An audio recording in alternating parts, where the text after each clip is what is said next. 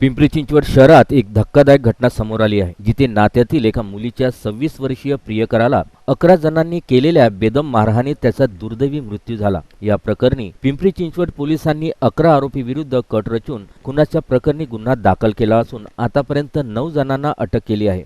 ही घटना 22 जुलै रोजी पिंपरीतील सांगवी परिसरात असलेल्या देवकर पार्कमधील एका खोलीत घडली। मयत तरुणाचे नाव रामेश्वर घेंगट असून त्याचे त्याच्याच नात्यातील एका तरुणीसोबत प्रेमसंबंध होते। मात्र रामेश्वरचा स्वभाव आणि त्याची गुन्हेगारी पार्श्वभूमी असल्याच्या संशयावरून तरुणीच्या कुटुंबियांनी त्याच्या लग्नाला विरोध केला।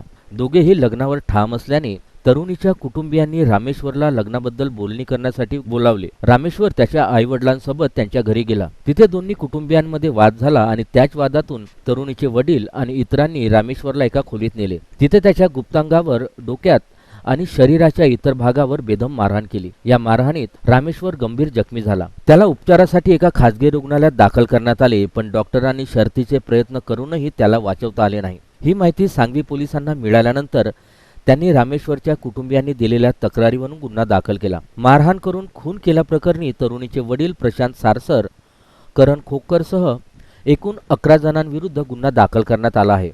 अन्य फरार 2 आरोपींचा शोध सुरू आहे।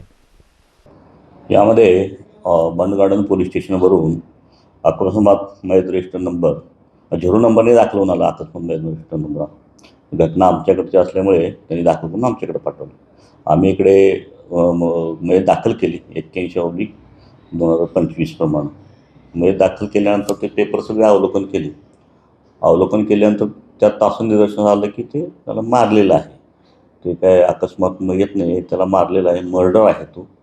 सगळं पेपर अवलोकन करून लक्षात आल्यानंतर आम्ही त्यांच्या नातेवाईकांना कॉन्टॅक्ट केलं आणि त्यांना बोलवून घेतलं। रवी घेंगाट म्हणून मयताचे वडील आहेत, त्यांच्याकडे पूर्ण चौकशी केली।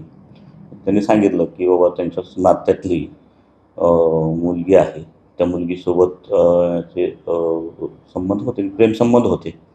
पण तो मुलगीच्या घरचे थोडंसं नाकारत होते, लग्नासाठी म्हणा किंवा पुढच्या बोलणीसाठी नकार देत होते।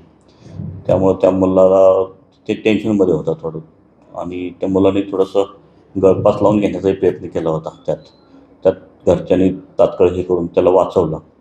आणि त्यानंतर मग मुलीचे घरचे नातेवाईक म्हणजे आई वडील किंवा मामा तर सगळ्यांनी त्यांना बोलणीसाठी बोलवलं इकडं आपल्या पिंपळे गुरवला। घरी आल्यानंतर मग तिथे थोडी त्यांची बोलाबोली झाली। बाचाबाच झाल्यानंतर आई वडिलांनी ह्या मुलाला, जो मुलगा आहे मयत, तर त्याला मारहाण केली त्या ठिकाणी। ही घटना आहे साधारण 22/7ची वगैरे आहे, 22/7/25ची घटना आहे ही। त्यानंतर ते आपसात नातेवाईक असल्यामुळे त्यांनी फारसं हे नाही केलं। ते मारहाण झाली, परत मग ते गेले निघून। ते ताडीवाला रोडला राहिले तिकडे। मारहाण झाल्यानंतर त्याला संध्याकाळी घेत होते, ते लघवीला वगैरे त्रास होत होता। मग ते बुधवाणी हॉस्पिटलला ॲडमिट केलं, तर तिथं लक्षात आलं की त्याची किडनी, केतरी वगैरे हे झालेले आहे, लघवी होत नाही, डायलिसिस वगैरे करावं लागेल। त्यानंतर मग घरच्यांनी प्रयत्न केले, औषधोपचार करायचा प्रयत्न केला, पण ती काही त्याला यश आलं नाही। 26/7ला तो एक्सपायर्ड झाला, मयत झाला तो। 26ला एक्सपायर्ड झाल्यानंतर मग बंडगार्डन पोलिस एडी दाखल झाली बंडगार्डन पोलीस स्टेशनला, आणि त्यांनी मग ते स्टेटमेंट वगैरे घेतलं, सगळं हे करून ते आमच्याकडे पाठवलं। ते लक्षात आल्यानंतर आम्ही मग ते सगळं स्टेटमेंट घेऊन थोडं अधिक तपास करून त्यामध्ये 11 आरोपी अटक केलेले आहेत, जे की मारायला होते त्या ठिकाणी त्या पोराला। त्यामध्ये मुलीचे वडील, आई, मामा, मावस भाऊ, चुलत भाऊ, हे सगळे 11 जण आहेत। त्यामध्ये महिला 2 आहेत, त्या महिलांना अटक केलेली आहे। आज पोलीस कस्टडीसाठी माननीय कोर्टाकडे हजर केलेलं आहे त्यांना। पुढील अधिक तपास करून आणखी काय ह्यात निष्पन्न होते का पाहतो। तरुणाचं नेमकं नाव काय आहे आणि तरुणावर काही गुन्हे देखील दाखल असल्याचं बोललं जात आहे? तरुणावर गुन्हे 2ला दाखल आहेत।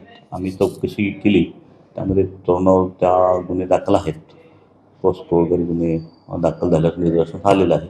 अधिक आम्ही बघत आहोत त्यामध्ये काय अजून ती केस कुठल्या स्टेजला आहे हे पण त्यामध्ये आम्ही बघत आहोत। नाव काय तरुणाचं? रामेश्वर घेंगाट, रामेश्वर रवी घेंगाट, वय 26 आहे त्याचं।